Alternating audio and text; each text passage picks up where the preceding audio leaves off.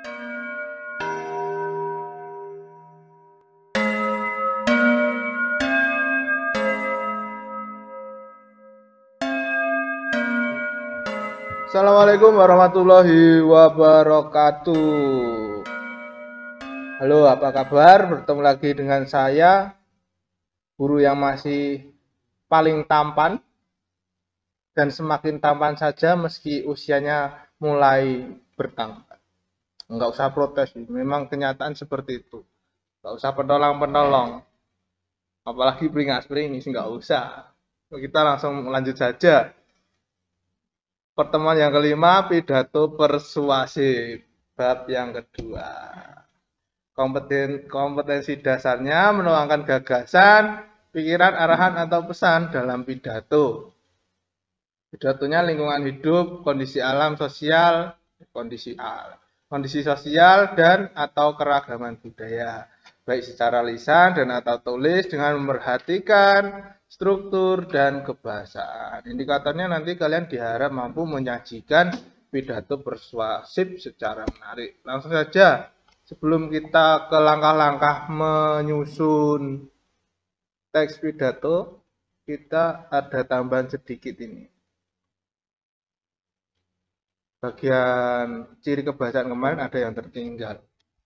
Nih, pembedaan dengan proses afiksasi atau nominalisasi dengan proses afiksasi, atau bisa disebut kata benda turunan. Bisa melalui penambahan prefiks, konfiks, sufiks. Nah, ini yang pertama ada prefiks ke. Ada contohnya, ada ketua. Itu kata dasarnya apa? Tua. Mendapatkan prefiks. Prefiks itu apa? Harusnya ingat, pada bab yang pertama sudah saya jelaskan, prefiks itu imbuhannya letaknya di depan.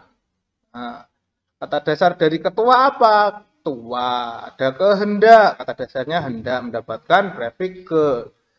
Kasih, kata dasarnya kasih. Kerangka berarti kata dasarnya rangka, mendapatkan prefiks ke. Tuh.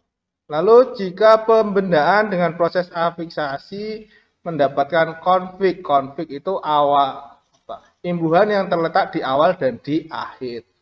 Contohnya kemenangan.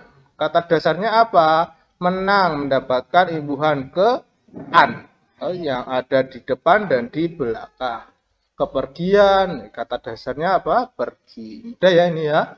Itu yang mendapatkan konfiks atau imbuhan di awal dan di akhir. Lalu ini ada selain ke imbuhan atau prefiks ini ada juga pen dan per. Contohnya pembicara. Ini kata dasarnya apa?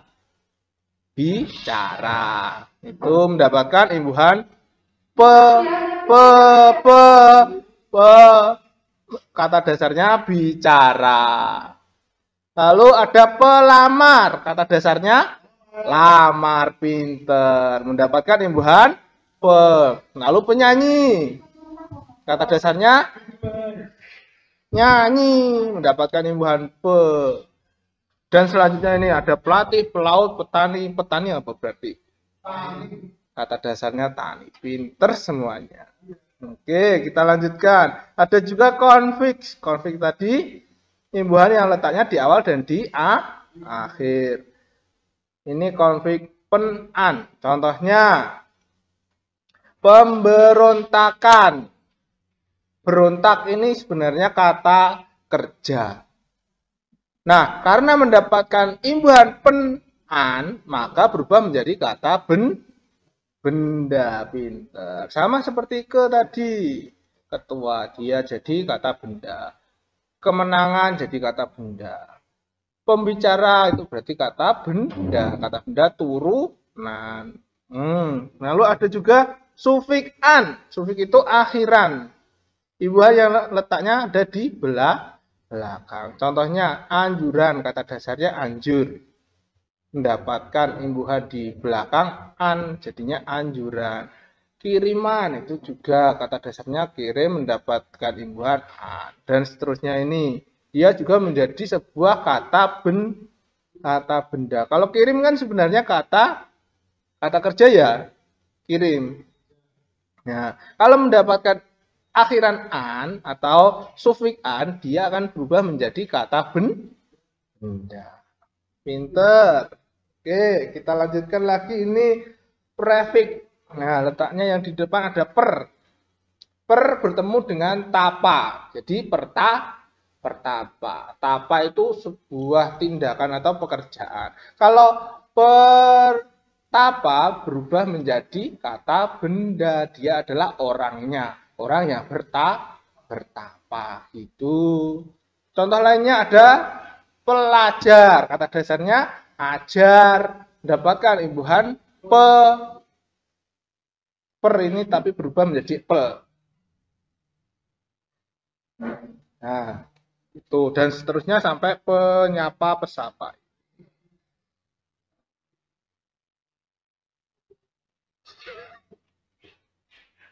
Udah ya, paham ya? Kalau paham dilanjut. Yang berikutnya masih ada lanjutannya ini.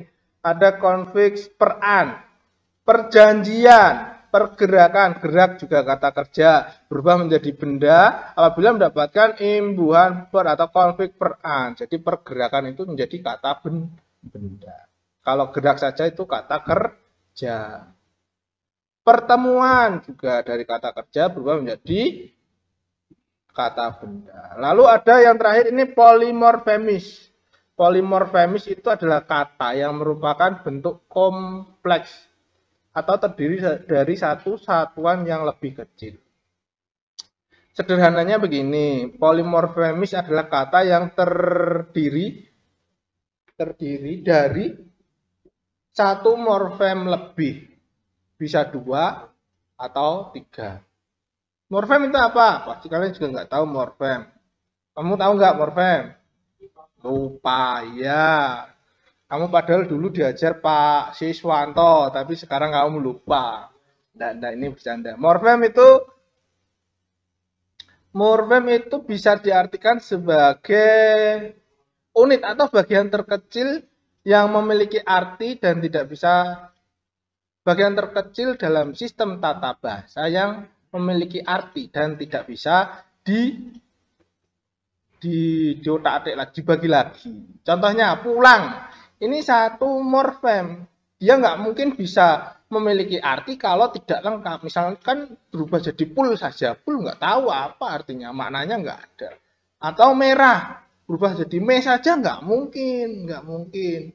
Artinya apa? Kalau merah adalah warna. Salah satu jenis warna. Misalnya pergi. Itu maknanya pergi. Meninggalkan. Beranjak dari satu tempat ke tempat yang lain. Karena kalau per saja kan nggak memiliki arti. Apa? Enggak. Itu ya, itu contoh morfem.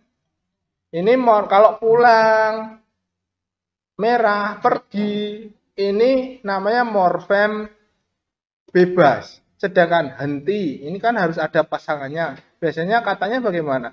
Jadi berhenti. Kalau juang, berjuang. Ini harus ada tambahan. Berarti dia morfem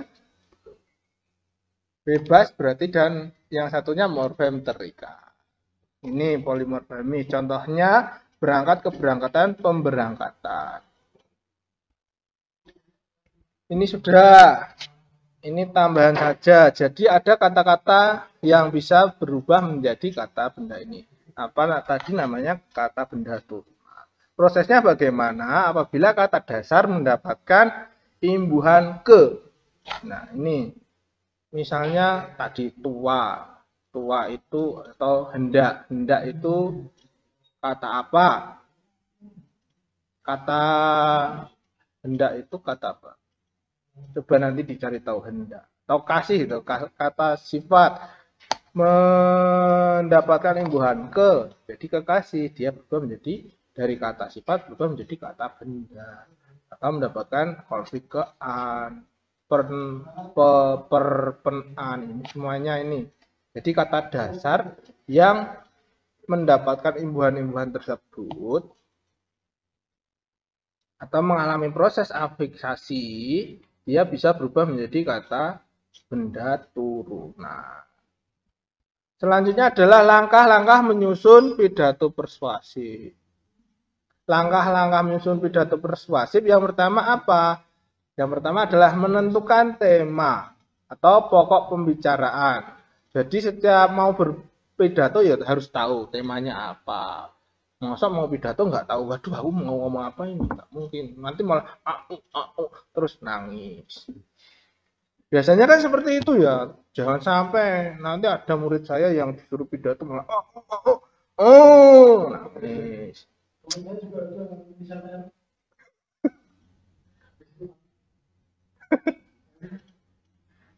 Ya, itu langkah yang pertama, menentukan tema atau pokok pembicaraan atau topiknya, topik pidato. Setelah itu menentukan tujuan pidato. Nah, pidato ini tujuannya untuk apa? Itu ditentukan. Menyusun kerangka pidato, yang berikutnya menyusun kerangka pidato. Disusun dulu bagian awalnya bagaimana, pendahuluannya bagaimana, isi bagaimana, dan penutupnya bagaimana. Setelah itu mengumpulkan bahan-bahan yang dibutuhkan. Apa? Misalnya data-data yang digunakan untuk memperkuat argumen.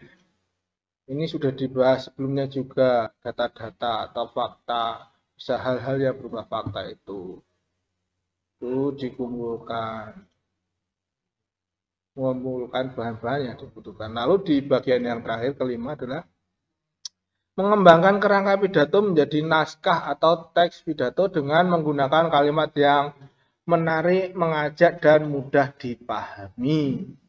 Ini langkah pertama, menentukan tema atau pokok pembicaraan atau topik. Yang kedua, menentukan tujuan, lalu menyusun kerangka, mengumpulkan bahan-bahan, dan yang terakhir adalah mengembangkan. Pinter. Materi kali ini cukup sampai di sini. Nah, ini sudah selesai. Sampai di sini ada yang ingin ditanyakan? Tanya apa? Kalau tanya silakan chat saja. Atau tanya saja melalui kolom komentar di bawah sini. Jika tidak ada, saya lanjutkan. Yang berikutnya adalah latihan. Latihannya bagaimana? Apa? Membuat pidato. Pidatonya minimal 2 menit, maksimal 5 menit. Ingat-ingat, minimal 2 menit, maksimal 5 menit dengan memerhatikan struktur dan kebahasaan pidato persuasif yang telah dipelajari. Jadi kamu nanti buat teksnya dulu. Teks pidato, lalu kamu memvideo dirimu sendiri ketika menyampaikan pidato itu. Tapi nggak boleh membaca loh ya. Kalaupun kamu mau membaca ya pokoknya kamu di hadapan kamera itu tidak memegang buku. Tahu caranya ya? Jadi di hadapan kamera kamu tidak memegang buku. Ya berbicaralah seperti orang berbicara biasa atau orang berpidato tanpa teks. Ini kan cuma sebentar, 2 sampai 5 menit. Minimal 2 menit, maksimal 5 menit. Dikirim paling lambat Sabtu 5 September 2020 pukul 23.59 waktu Indonesia Barat. Itu diingat-ingat. Saya beri kelonggaran waktu untuk tugas ini. Tugasnya mulai hari ini membuat video. Terus dikirim. Batas waktunya sampai 23.59. 5 September 2020 pukul 23.59. Saya ingatkan lagi, bagi yang belum mengumpulkan tugas-tugas sebelumnya, silakan dilengkapi tugasnya. Nanti kalau kamu tidak mengirimkan tugas, maka kamu tidak akan mendapatkan nilai. Oke, berkaitan dengan tema untuk pidato, bisa memilih dari beberapa, 8 ini. 8 tema, kamu boleh memilih salah satu, jangan buang sampah sembarangan. Ya, atau kuasai bahasa, kuasai dunia. Ini agak susah. Bayar pajak, negara makmur, ini butuh data. Paling ya kamu nanti akhirnya memilih. Ya, yang mudah-mudah saja menurutmu. Di antara 8 ini.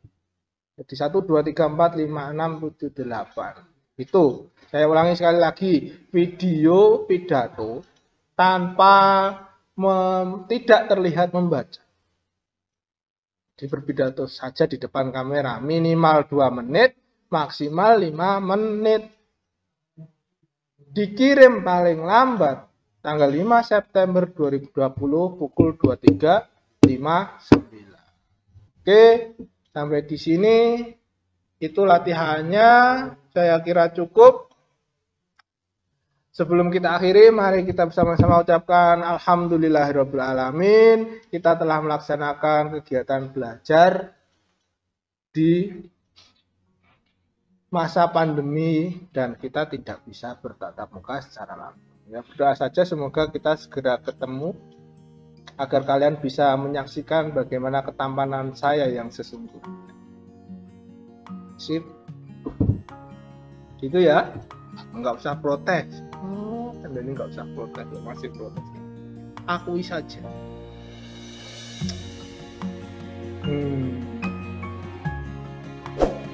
Saya kira cukup untuk pertemuan kali ini. Saya akhiri, sampai jumpa pertemuan berikutnya.